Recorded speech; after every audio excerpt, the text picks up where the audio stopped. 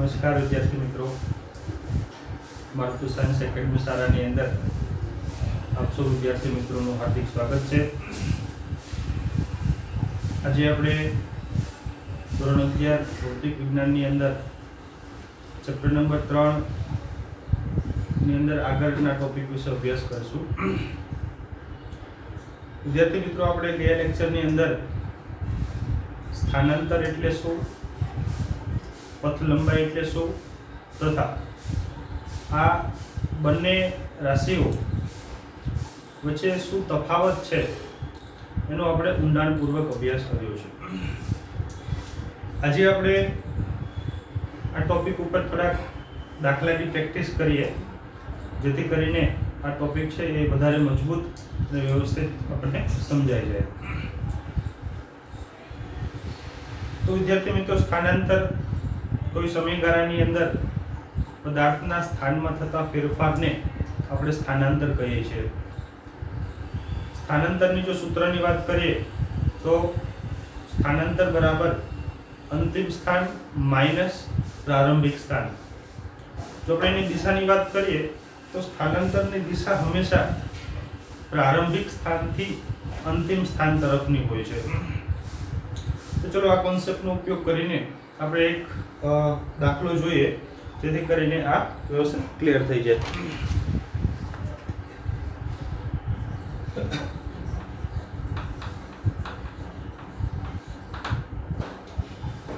હું અહીંયા સૌપ્રથમ રકમ લખું છું.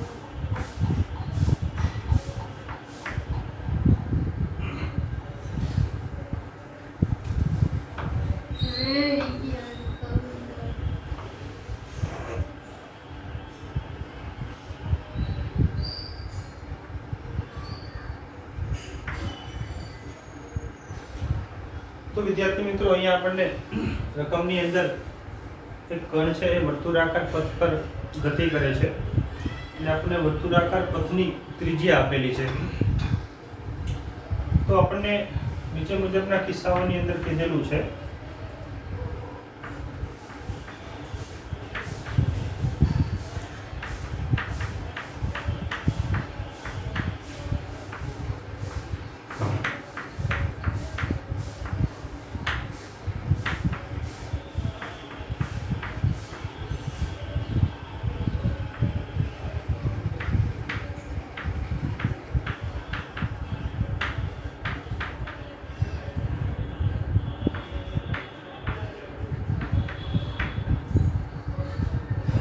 આવા 4 વિવિધ અલગ અલગ કિસ્સાઓ આપણને આપેલા છે અને આ કિસ્સા દરમિયાન કણે કરેલું સ્થાનાંતર અને આ કણ દ્વારા કપાયેલું કુલ અંતર કેટલું હશે જેની આપણે ચર્ચા કરવાની છે.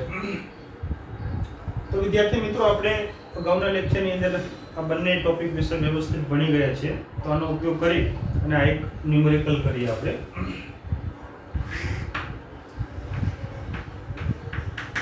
જો પહેલા કિસ્સાની આપણે વાત કરીએ તો પહેલા કિસ્સાની અંદર કણ A થી B સુધી જાય છે.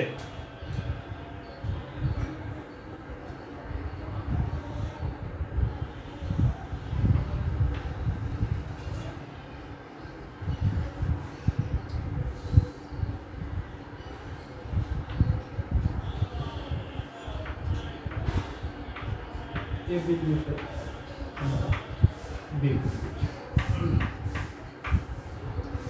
એટલે કે કણ આ રસ્તા પર A થી B સુધી જાય છે. તો પહેલા કિસ્સાની અંદર આપણે જોઈએ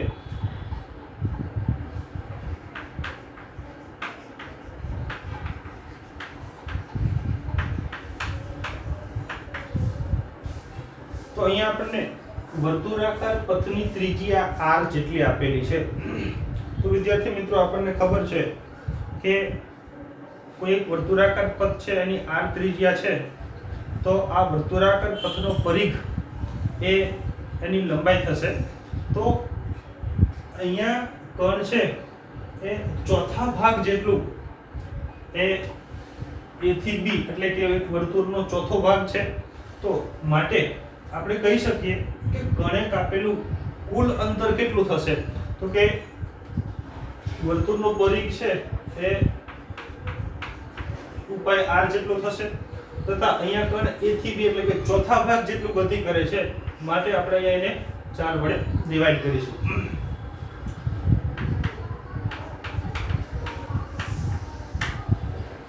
તો અહીંયા A થી B દરમિયાન કણે કાપેલું કુલ અંતર કેટલું? તો કે πr/2 જેટલું થશે. હવે આ દરમિયાન કરેલું સ્થાનાંતરની વાત કરીએ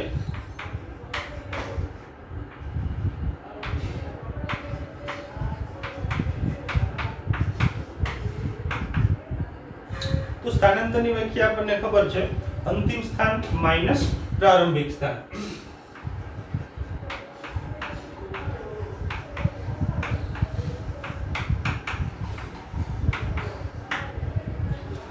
અહીંયા આપણે જોઈએ તો અંતિમ સ્થાન B બિંદુ છે અને પ્રારંભિક સ્થાન A છે. તો ગયા લેક્ચરની અંદર આપણે જોયું હતું કે સ્થાનાંતર એટલે અંતિમ સ્થાન અને પ્રારંભિક સ્થાનને સીધી રેખા વડે જોડતી લાઈન એ આપણને સ્થાનાંતરનું માન આપે છે. તો અહીંયા આપણે જોઈએ કે આ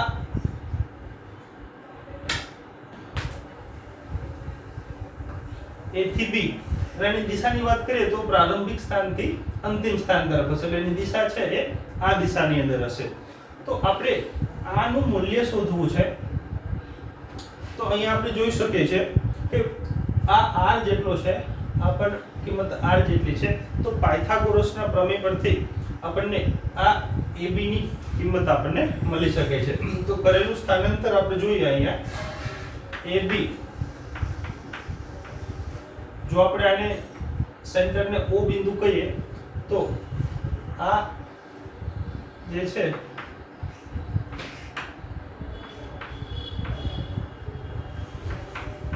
a² પ્લસ OB² મુજબ થશે.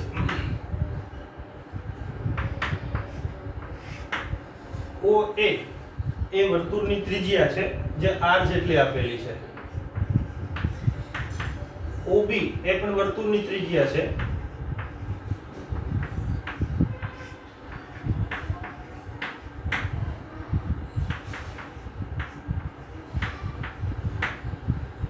તો A થી B દરમિયાન કણે કરેલું સ્થાનાંતર √2r જેટલું છે તથા કણે કાપેલું કુલ અંતર πr/2 જેટલું છે. તો આ જ પ્રમાણે આપણે બીજા કિસ્સા માટે પણ છે આપણે કરી શકીએ છીએ. જો બીજા કિસ્સાની વાત કરીએ તો બીજા કિસ્સાની અંદર કણ A થી C સુધી ગતિ કરે છે, એટલે કે A બિંદુથી B બિંદુ થઈને C બિંદુએ પહોંચે છે, વિષમઘડી દિશામાં ગતિ કરે છે. તો આ સમય દરમિયાન આપણે જોઈએ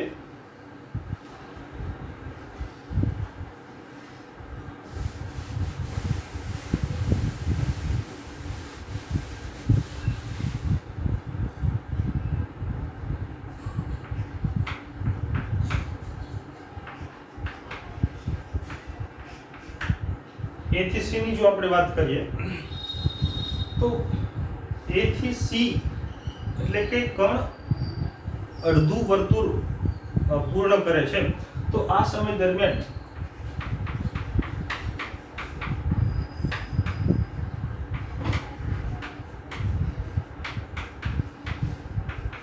કુલ અંતર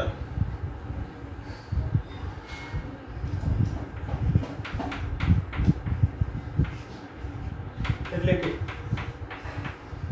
પાઈ r પ્રમાણે થશે. કણે કાપેલું કુલ અંતર કેટલું?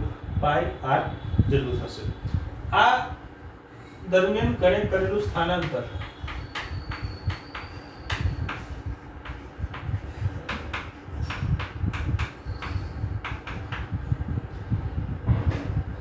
તો અહીંયા આપણે જોઈએ કે પ્રારંભિક સ્થાન A છે જ્યારે અંતિમ સ્થાન C છે. તો અંતિમ સ્થાન અને પ્રારંભિક સ્થાન આ બંને બિંદુઓને જોડતી જે સીધી રેખા છે જે આપણને સ્થાનાંતરનું મૂલ્ય આપે છે. તો અહીંયા આપણે જોઈએ તો આ A બિંદુ અને C બિંદુ જોડતી રેખા જે આપણને સ્થાનાંતરનું મૂલ્ય આપે છે. તો અહીંયા આપણે જોઈ શકીએ છીએ આ છે એ વર્તુળનો વ્યાસ છે. તો વર્તુળનો વ્યાસ ત્રિજ્યા r છે તો એનો વ્યાસ છે એ 2r જેટલો થશે, જે આપણને સ્થાનાંતરનું મૂલ્ય આપે છે. તો અહીંયા આપણે લખી શકીએ કણે કરેલું સ્થાનાંતર 2r જેટલું થશે. એ મુજબ જો આપણે આ કિસ્સાની વાત કરીએ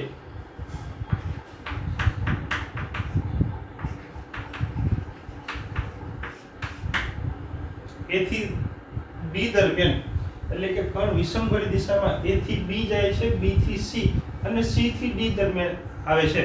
તો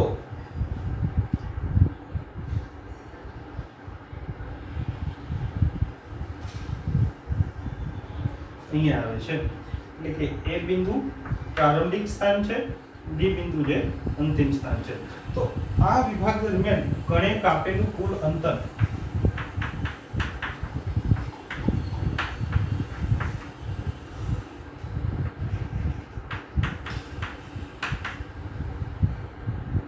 અહીંયા આપણે જોઈ શકીએ કે આ 3/4 ભાગ જેટલું છે. તો આપણે અહીંયા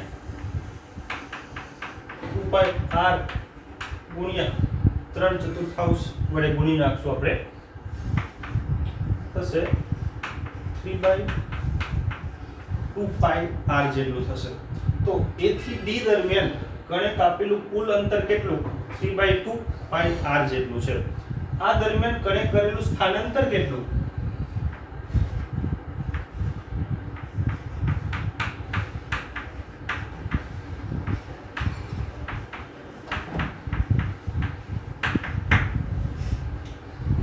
તો અહીંયા આપણે જોઈ શકીએ છીએ કે કણ પ્રારંભમાં A બિંદુ પર છે અને અંતિમ D બિંદુ પર આવે છે.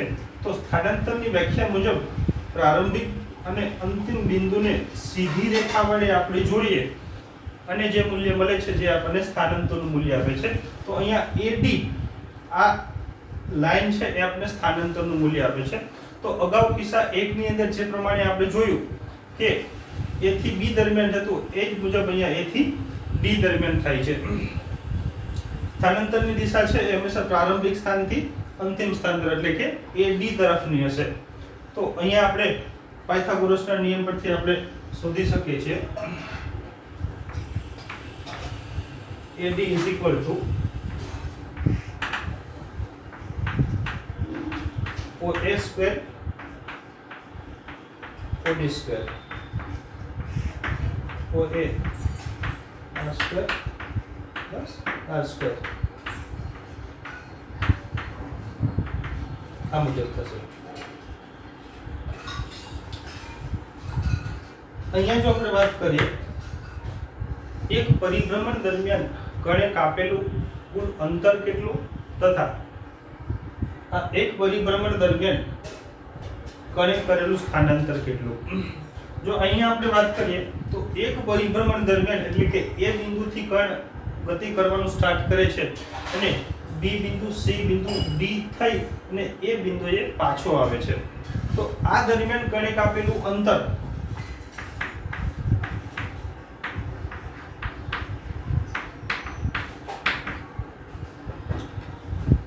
વર્તુળના એક પરિઘ જેટલું થશે છે 2πr જેટલું થશે. જો આપણે સ્થાનાંતરની વાત કરીએ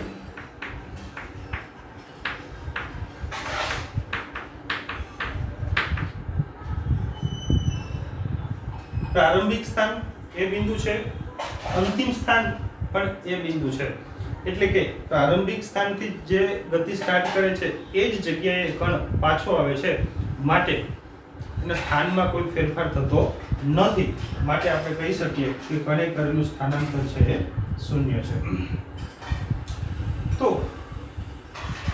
અહીંયા આપણે જોયું કે વિવિધ અલગ અલગ કિસ્સાઓની અંદર કણે કાપેલું કુલ અંતર કેટલું છે તથા કણે કરેલું સ્થાનાંતર કેટલું છે જેની આપણે વાત કરી. તો હવે બીજા એક ઉદાહરણ છે જે આપણે અહીંયા હું તમને આપું છું અને તમારે હોમવર્કની અંદર છે એ જાતે કરવાના છે, જે આપણે જોઈએ.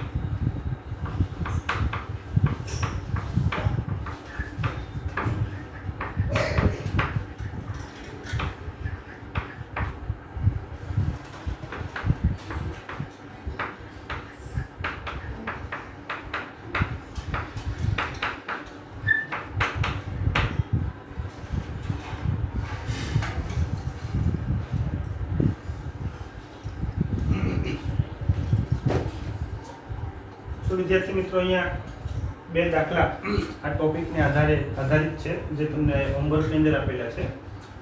એક માણસ ઉત્તર દિશામાં 50 મીટર સુધી ચાલે છે, એટલે કે ઉત્તર દિશામાં 50 મીટર ચાલે છે, ત્યારબાદ તે પશ્ચિમ દિશામાં 30 મીટર સુધી ચાલે છે અને ત્યાંથી તે દક્ષિણ દિશામાં પાછું 50 કિલોમીટર સુધી ચાલે છે. તો માણસે કાપેલું કુલ અંતર અને કરેલું સ્થાનાંતર શોધવાનું છે. આશા રાખું છું આ બધા બંને દાખલા છે વિદ્યાર્થી મિત્રો જાતે ગણો, ટ્રાય કરો.